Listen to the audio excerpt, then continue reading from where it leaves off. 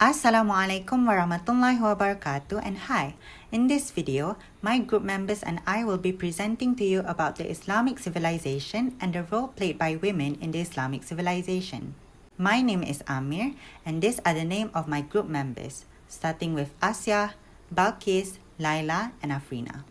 For the Islamic civilization, we will be explaining how the civilization came into being and the reasons and factors for its construction, while for the role of women, we will be talking about the status of women in every civilization, rights of women in the Islamic civilization, and lastly, the role of women in Islam.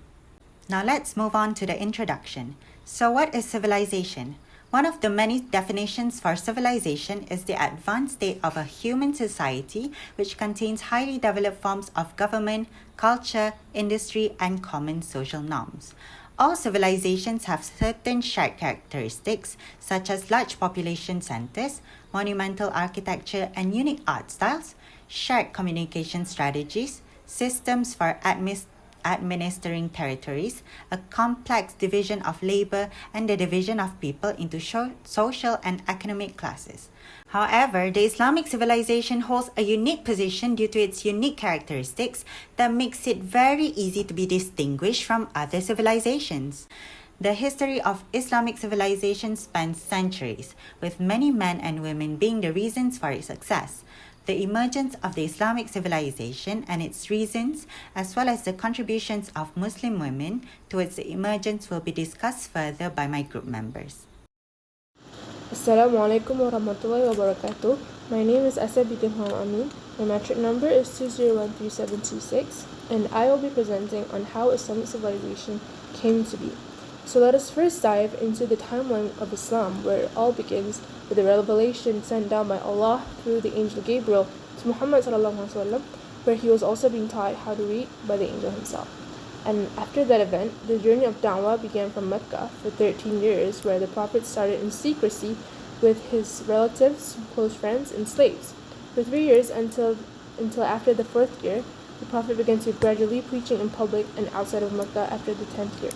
Due to the fact that they were the minorities and their active betraying of their forefathers' religion, they were treated as an outcast and they were given unfair treatment and even threatened, until one day they received an invitation to Yathrib.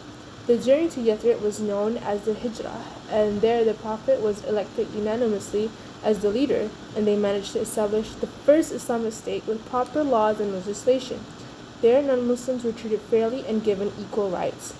And the Prophet managed to solve the problems between the Muhajirin and Ansar, where he introduced the idea of brotherhood, where they treat each other like brothers. After the death of the Prophet, the four rightly guided, or the Khulafa Rashidin, became the substitutes of the Prophet.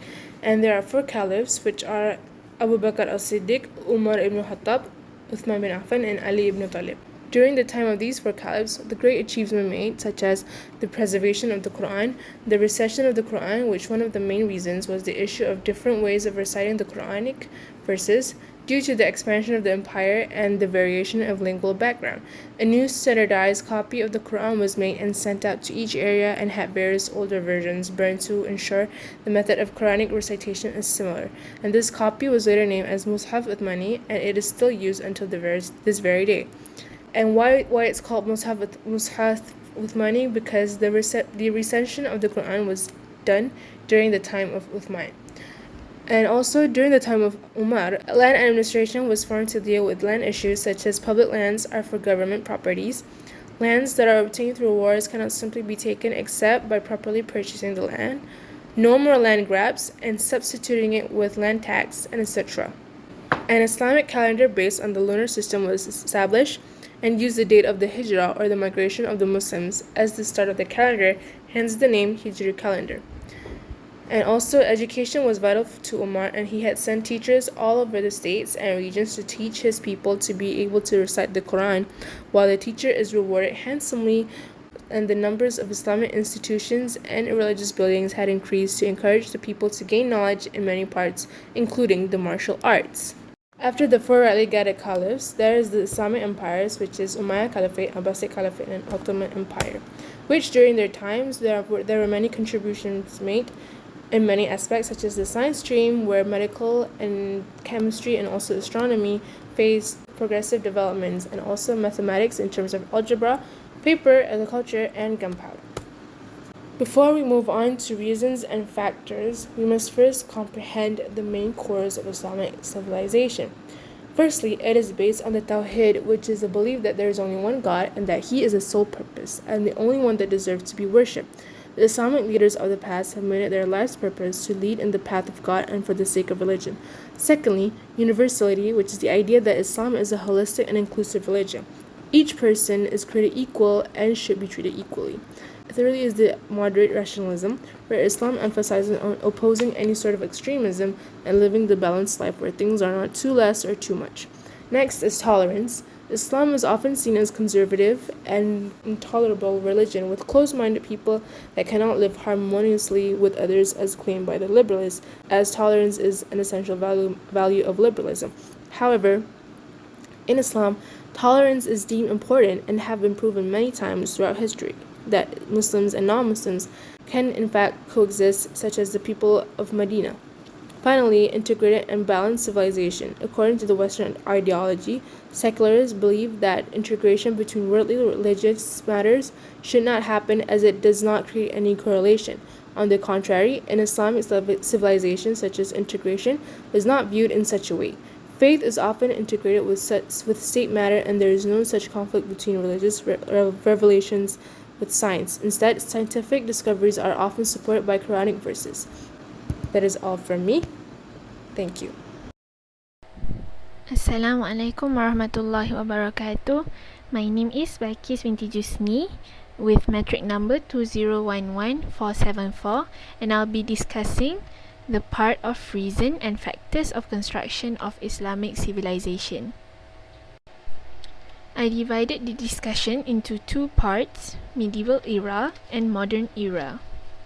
The first reason or factor of constructing Islamic civilization during medieval era is to spread or expand Islam to all. Spreading Islam is part of the purpose of creation of man. Men were given duty as Khalifa that are obligated to preach Islam to others. Therefore, in order to celebrate this particular role of the existence of man and fulfill it, strategic plans are needed to ensure that the process of spreading and expanding the influence and authority of Islam will be smooth. Official organizations was needed to arrange people, making schemes and strategies, solving problems, sending diplomats and preachers to the world. With the emergence of Islamic civilization, all these steps could be properly arranged and systemized to make a stronger and bigger influence to the world. The second factor is the urgency of seeking knowledge during the time. Seeking knowledge is greatly encouraged in Islam, and inquiries of seeking knowledge become a stepping stone for the nation of having a formalized course or medium to be enhanced. Thus, the need of Islamic civilization. There are also demands of categorizing knowledge into groups and classifications, which refers back to the need of constructing Islamic civilization. The third factor is expansion of territory. Expansion of territory and increasing number of ground calls for a proper governance that dictates and rules over the grounds fairly and systematically. This requires enactment and enforcement of laws, construction of organizations, division of duties and responsibilities, and also separation of each aspect that revolves around the harmony and peace of the people under the wing of Islamic reign. Therefore, this demands a structured and orderly system to ensure that a fair and just ruling could be enforced, and also the rights of the people was not abandoned. This will also ensure oppression and despotism to be eliminated. The fourth factor is development of humanity and humaneness. It is in the vision of Islam to produce a civilized community with developed characteristics and behavior. Mutual respect and maintaining peace and harmony, even through differences of race, religion, ideologies, should be maintained, and the most efficient way to achieve it is by having Islamic civilization constructed. So these are the four main factors as to why Islamic civilization was constructed during medieval era. For the reason of construction of Islamic civilization during modern era, the first is to eliminate the division between rich and poor people in community. This is by taking examples of the predecessors. Islamic civilization helps in ensuring justice and fairness in treating people without differentiating their status and wealth, because by following Islamic civilization, strategic plans of taxes and obligation of payment, such as zakah, could be enacted as one of the solutions to this issue.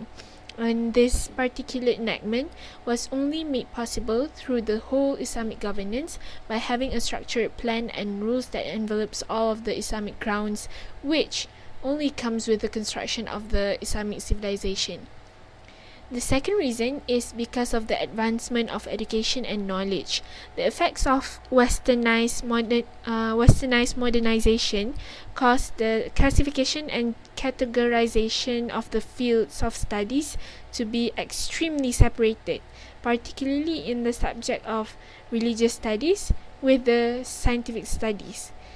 It produces generations that are hollow and also increases the tendency for the community to discard the religious studies aside and only focus on the worldly matters and worldly knowledge more than needed. Hence, the need of application of Islamic civilization. This is to ensure the balance between the fields of studies by encouraging the integration of religious knowledge along with the scientific knowledge. So that is the two reasons as to why Islamic civilization was constructed during the modern era. Assalamualaikum warahmatullahi wabarakatuh. I'm Afrina Nazifa with metric number 2017362. Now I'm going to continue the presentation on the status of women in other civilization. Firstly, it is crucial for us to understand the status of women in other civilizations before analyzing the role of Muslim women in the construction of Islamic civilization. This will enable us to recognize the distinctions and also advancement made by Islamic civilization for the betterment of human life. Women has been mistreated in the ancient civilizations before the revelations of Islam. There are several points that can conclude the status of women in other civilization. The first point is they consider women as the head of all problems and sin. This can be seen in the Greek civilization where they believe woman has no use and only had one job, which is to give birth to children. It is the same in the Judaism and Christianity, where they believe Eve was the reason of evicting Adam from heaven. It is mentioned in the Old Testament Eve was responsible for the heinous crime, and later on were added in New Testament of Christianity, which mentioned Adam did not go astray, rather woman went astray, and thus this incident happened. Next, women were regarded as their father's property and later on belonged to her husband after they got married. For instance, in the Indian civilizations, a woman must treat her husband as if he were God because they believe their husband is God's representative. If her husband dies before her, they will be burned alive alongside him. In Chinese civilization, the women were called stupid and incapable to make their own decisions. And after married, they are called as fool, which means obedient. This shows that a woman had no rights even in her own life. Lastly, women were forced into adultery. Like I mentioned earlier, women in Greek civilization were maltreated and used for men's lust. Even mothers are forced to do adultery. Women also forced to marry against her will. Next is on the rights of women in Islamic civilization. Due to the status I've mentioned earlier, therefore Islam provides the rights for women due to this inequality between men and women. The status of women in Islam was elevated to the point where they can achieve whatever they want in seeking Allah's blessing.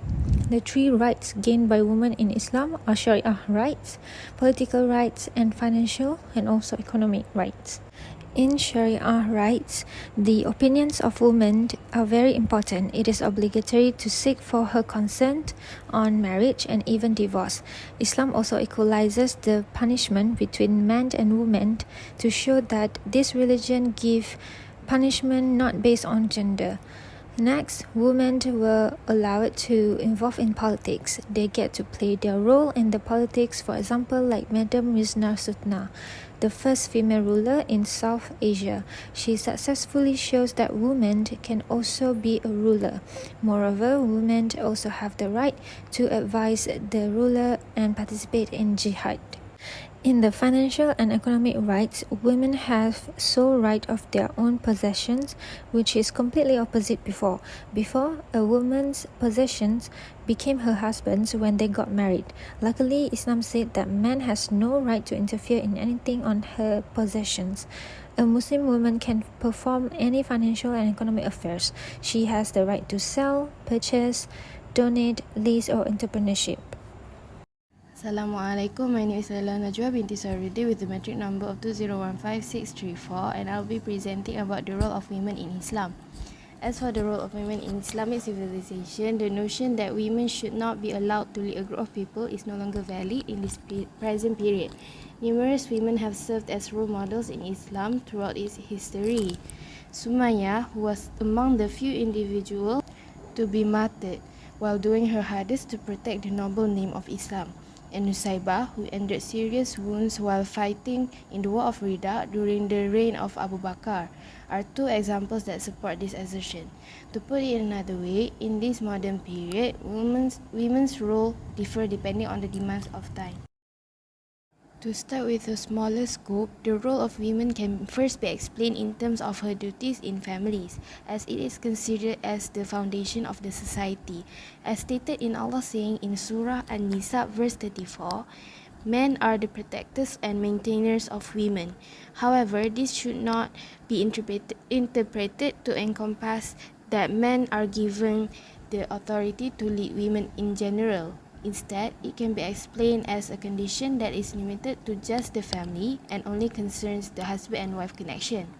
To further explain the situation, in terms of financial assets, the wife is responsible for her own decisions and does not need her husband's approval, whereas it is wrong for the husband to interfere with any of them. This implies that the directing role is solely focused on matters of leadership in order to ensure that all responsibilities for each role in the family are fulfilled. In this sense, it is also means that the husband is responsible for guiding each family member within the boundaries of what had been ordered and prohibited by Allah. Nonetheless, this is not a role of oppression or dictatorship, but rather one of compassion and affection. In terms of women's role in motherhood, Allah has bestowed them with a vital duty, which is to have a stronger sense of modesty and empathy as protection for both themselves and their child's honor. Men, on the other hand, would be unable to carry out many of the most responsibilities which has been looked down by other society. This demonstrates that women bear a great and noble responsibility, and it is forbidden for them to abandon their obligations in any way. These responsibilities must take precedence above other commitments, as they are essential for the integrity of the family, which is the foundation of civilization and the source of cohesiveness and effectiveness. To summarize the above statement, women play an important part in the development of the Islamic civilization without completely relying on men. It's because women have complete autonomy in their rights to own and form contracts, as well as being totally responsible for their religious obligations. For the woman figure in Islamic history, one of the examples is Khadijah binti al-Khuwailid, which is one of the most powerful female influencers in Islamic history that contributes to a better understanding of the accomplishments of women, of the development for the Islamic civilization. Khadijah is the first wife of Prophet Muhammad SAW and is the most powerful and inspiring figures in the history. As Islam was still peculiar when Prophet himself was first revealed to him, she never left his side and never failed to give her full support for both her husband and Islam. As the Prophet was continuously mocked and ridiculed by the society at the time, Khadija always assisted her husband with his task in furthering the spread of Islam, thereby urging him to fulfill the responsibilities bestowed upon him by Allah.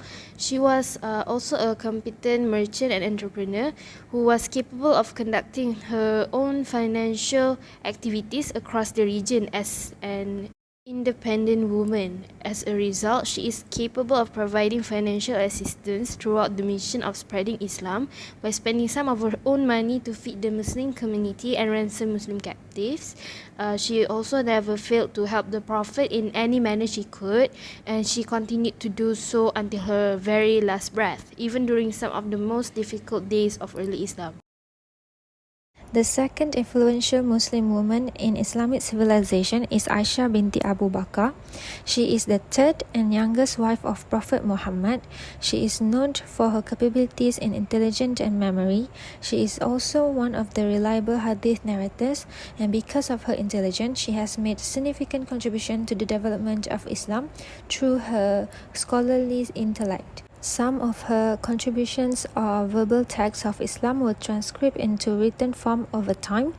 She is also regarded as the most trustworthy source of hadith teachings, and she is the one who founding the first madrasa in her own house, which attended by both men and women.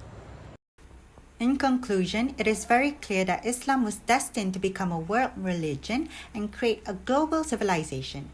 This is because the core characteristics of the Islamic civilization is based on the Islamic faith, making it different from other civilizations, which allows it to spread across the world easily. Firstly, the Islamic civilization is based on unity and accepts everyone no matter what race or background they come from. The Islamic civilization was also not opposed to learning from other civilizations as long as they do not go against the Islamic principles. This allows the Islamic civilization to learn and develop more quickly, which can be seen through the many contributions that was made in the areas of medicine, sciences, and mathematics. Lastly, both men and women played a part in the development of the Islamic civilization. This was made possible as Islam preserves the rights of women, which allows them to contribute to the development alongside men, whereas women from other civilizations was mistreated and disrespected. Therefore, we as Muslims should be thankful by understanding and appreciating how the Islamic civilization came into being to fully embrace the reason for its construction as well as its unique characteristics. Muslims should also continue to strive in creating new opportunities and making contributions that will further help develop the existing Islamic civilization, just like the Muslim men and women who were a part of the emergence of the Islamic civilization. So that is all from us. Thank you very much for your attention.